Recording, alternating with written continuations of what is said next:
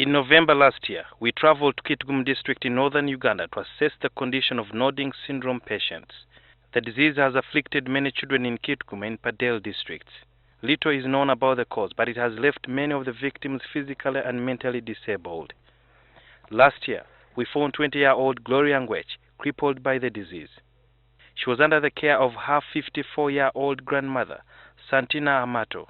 Ngwech Gloria has developed pressure ulcers all over her shoulders. As you can see, she barely has no part that is not affected.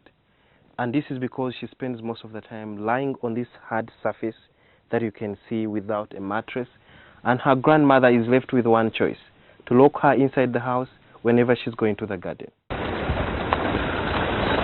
This week we went back to Gloria Ngwech's home to find out how she was coping with the syndrome that she has been battling for the past 17 years.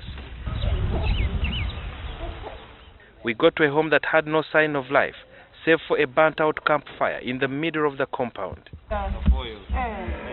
Ngwech's grandmother later emerged from her garden and told us of the sad news of her granddaughter's death.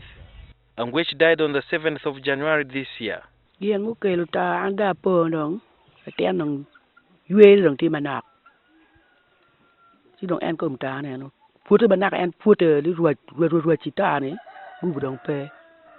Ngwech's clothes and beddings were hung on a tree a few meters from her grave.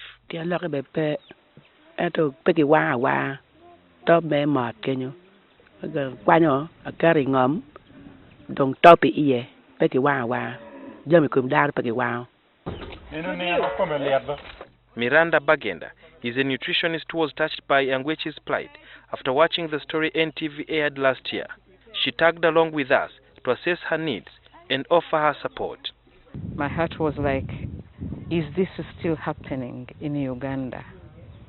And what can I do? What can we do? Luckily enough, I came to NTV. I talked to Morris Mugisha and Kato Williams, and we started planning. We wanted to come around Christmas, but we had to talk to other people so that we could get the stuff we wanted. She carried some food stuff for Ngwech, only to be told that she is no more. A well-wisher of Gloria Ngwech thought she would one day be fine, gain weight, and also fit in this very nice cut. But unfortunately, she has not lived to enjoy it or even put it on.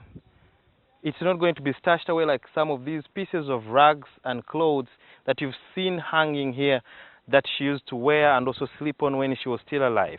But the grandmother is worried that who could be the next child in line, since she has 4 children who are suffering from nodding syndrome, including her own son. This is Amito's last born, Daniel Oyik. He is a 19-year-old who dropped out of school in primary 2. He couldn't comprehend anything in class because of the effect that nodding syndrome had on his brain. Amato's 9-year-old grandson John Oyet also suffers from the disease. His condition hasn't gotten to the advanced stage. Bagenda faults the government and local leaders for neglecting nodding syndrome patients. We have to lift up the voices of the voiceless and say, we can't have this in the 21st century when people are wasting money left, right, and center. If they are shaking their golden hands, it's their problem. But can we see the golden hand within this community with the nodding disease children? I'll be very grateful. Visiting them, doing whatever, asking for concept notes is useless. We need action. She believes the patients' lives can be significantly improved at moderate cost. We have to learn to share. And it's about being concerned. The concern as a mother and a grandmother. You look around you, don't just feel sorry for people. Do something positive. I mean, if NTV can come out with a program to provoke us positively, it means we still have good people around. Amato depends on tilling her land for her survival. She is worried that the disease, which has no known cure, will claim all her remaining grandchildren and fill her veranda with graves. Tomorrow, we will bring you the story of the 2 youngsters who are battling the disease. Sudhir Vyarhanga, NTV.